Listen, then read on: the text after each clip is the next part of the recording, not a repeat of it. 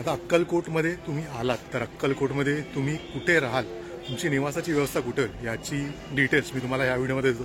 तर अक्कलकोटमधला भक्तनिवास किंवा यात्री निवास हाही मी तुम्हाला या व्हिडिओमध्ये दाखवेन. सोबतच जे प्रायव्हेट किंवा असे स्वतःचे होमस्टेज आहेत किंवा चांगले जे स्टेचे ऑप्शन्स आहेत तेही मी तुम्हाला या व्हिडिओमध्ये दाखवेन आणि सोबत त्यांचे नंबरही मेन्शन करण्याचा प्रयत्न करेन. तर बघत राहा व्हिडिओ आणि चॅनलला नक्की सबस्क्राईब करा.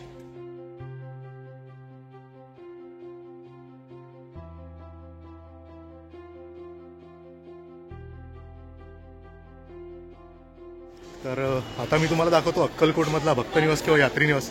हा भक्तनिवास इथल्या रूम आतून कशा आहेत किंवा इथले जे भाडी आहेत, चार्जेस आहेत विविध रूमचे ते कसे आहेत ते मी तुम्हाला दाखवतो. हा माझ्या मागे हा यात्री निवास आहे आणि याच्या बाजूलाच ते अन्नदान किंवा प्रसादालय. तर इथेही तुम्ही इथे राहून इथे महाप्रसादाचा आस्वाद घेऊ शकता. तर हा मागे माझ्या भक्तनिवास. आता याचे डिटेल्स मी तुम्हाला देतो, तर बघा.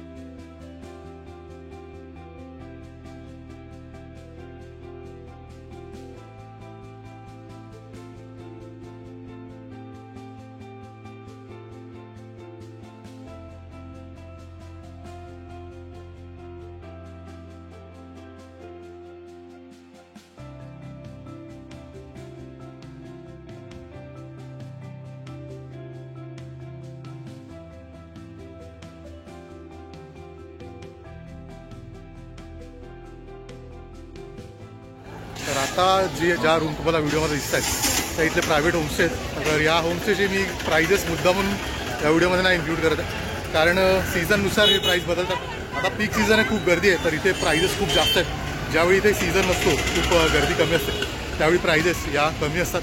तर मी त्यांचे नंबर व्हिडिओमध्ये मेन्शन करण्याचा नक्की प्रयत्न करेन.